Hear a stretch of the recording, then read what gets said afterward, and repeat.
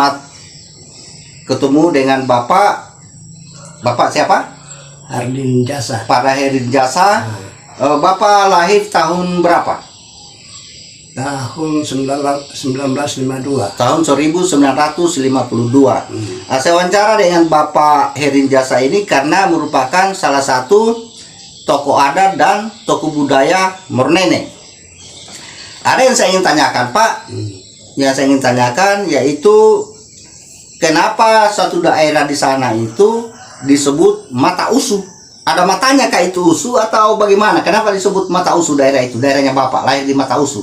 Oh, mata usu begini, Pak. Bukan mempunyai mata. Nah, tapi mata usu itu tidak ada itu juga yang usu yang dibilang gelaga. bukan pohon, bukan rumput. Bukan rumput. Nah, Tapi mata usu itu adalah matampe usu pakoa. Oh, matampe usu berarti membungku orang kalau masuk di situ. Membungku kalau Membungku. Menghormat kepada kakek kami yang namanya Tombi. Ya. Tombi waktu itu. Terus itulah arti daripada mata usu. Bukan ada gelagar atau ada pohon atau ada matanya, tetapi mata artinya awal daripada penghormatan. Begitu kita masuk di daerah itu, kita sudah harus menghormat dengan cara membungkuk. Dengan cara membungkuk. Oh, itulah artinya mata usu. Matampe usu pakoa. Itu artinya mata usu. Kemudian yang saya mau tanyakan lagi, apakah benar pernah ada kerjaan di sana di mata usu? Jadi menurut Bapak bagaimana? Itu sebenarnya kerajaan yang ada hanya di Kewia. Kerajaan saat itu waktu bergesernya kerajaan yang ada di Lakomea, yang sangnya Pumalaya pindah ke Tisarahi. Setelah itu turun kepada anameanya ini sangnya Niwehi yang bernama anaknya sangnya Niwehi yang pertama Sangyang Kinare, kemudian turun Sangyang Pesoe. Itulah yang bergelar Paunorumbia. Sangyang Kinare, Sangyang Pesoe. Sangyang Pesoe. Sangyang Pesoe ini yang bernama yang digelar dengan Paunorumbia. Sangyang Pesoe yang digelar Paunorumbia yang pertama itu. Yang anaknya apa namanya? Anaknya Sangyang Niwehi, Sangyang Kinare. Anaknya Sangyang Kinare. Nah, itu yang turun kepada Paunorumbia. Jadi berarti duluan ini Paunorumbia daripada daripada yang ada di mata usu. Tidak, cucu dia punya kemenakan. Ini Paunorumbia kemenakannya Sangyang Mata Usu. Paunorumbia kemenakannya Sangyang Mata Usu. Iya, karena dia bersaudara dengan Sangyang Kinare. Nah, terus yang saya mau tanyakan, kenapa langsung ada juga kerajaan di Mata Usu?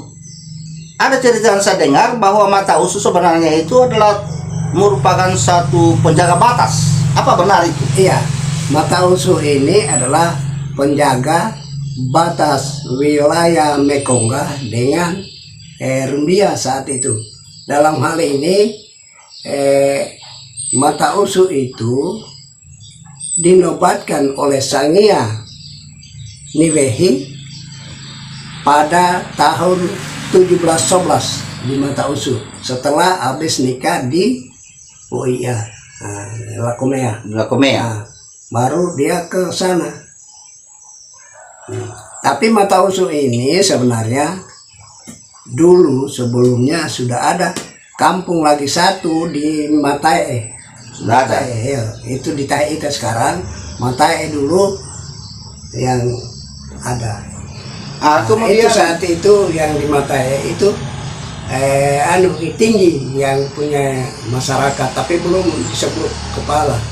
Nanti setelah anaknya ini Sangyang Mata Usu yang nama bicara itu yang kepala Matae pertama. Nah, sekarang yang saya mau tanyakan lagi, ada yang saya dengar bahwa apa benar ini penghuni pertama, penduduk pertama orang Mornene yang datang itu ada yang namanya apa itu Tooko-oko. Apa itu? Coba yang mana lagi? Tooko-oko, apalagi? Tolarmatapilo. Kemudian Tomandia, ada yang namanya Tomandia. Tomandia. Nah, Ya. Tomandia ini masih istilah Tomandia ya. Oh ya. Kemudian ada yang dibilang Boroaho. Boroaho. Nah, Baho. Boroaho. Kenapa disebut Boroaho? Ada lubang nggak di situ? Tidak ada lubang. Ada memang lubang di situ, gua. Gua. Itu Boroaho itu gua. Nah, tetapi nama yang masuk di situ awal pertama itu namanya Aho. Yang masuk di gua itu. Ah, itu tempat pertamanya dia tinggal. Oh iya, karena orang waktu itu belum punya rumah. Dan di dalam kalau mereka tinggal tidak masuk hujan karena di dalam gua. Oh, dia masuk dalam gua. Itulah Bolo Aho, artinya pengertiannya Pebolo Aho. Oh, tempat tinggalnya Aho di situ. Dia tinggal Aho di dalam gua itu, di dalam lubang itu. Iya. Ya. Oh, itulah.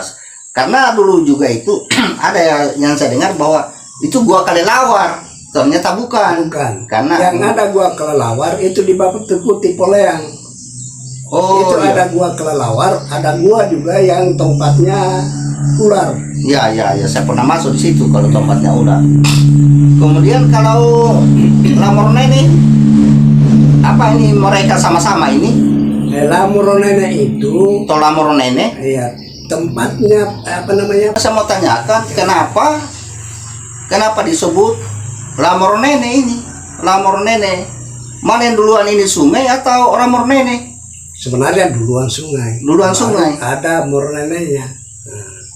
Duluan sungai baru datang baru datang Mornenenya. Baru ada Mornenenya. Duluan sungai. Iya, Konong itu yang begini yang saya mau tanyakan, Pak. Duluan sungai daripada orang Mornene. Duluan sungai. Berarti mungkin mau ada orang Mornene baru kalau tidak ada sungai. Sungai. Iya. Nah, gimana mau hidup kalau tidak ada? Berarti ada yang menyebutkan Lamornene sungai itu. Kesimpulannya, sudah ada yang menyebutkan Lamornene daripada sungai itu sehingga datang orang Mornene tinggal di situ. Oke, saya sudah paham. Yang saya ingat. Nah, sekarang yang saya mau tanya lagi, ada yang saya dengar ini bahwa ada istilah Pauno Rumbia. Dia yang memaungi Rumbia atau dia memakai payung dari Rumbia? Nah, ini yang saya belum juga paham ini. Kenapa disebut Pauno Rumbia itu Raja Mornene? Pauno Rumbia yang saya dengar awal pertama itu yang menyebutkan adalah yang dari Palopo, kemudian dikuatkan dengan Sultan Buton. Jadi menjadilah gelar Pauno Rumbia. Berarti Pauno Rumbia ini muncul setelah ada pemberian dari Palopo. Iya. Kemudian dikuatkan oleh Sultan Buton menyebut Pauno Rumbia. Inilah raja pertama ini Pauno Rumbia di daerah Mornene ini. Karena berarti ini nama Pauno Rumbia ini adalah diberikan oleh Sultan Buton dan orang Palopo. Oke, makasih Pak atas informasinya. Nama aslinya itu Pauno Rumbia Intera. Ya.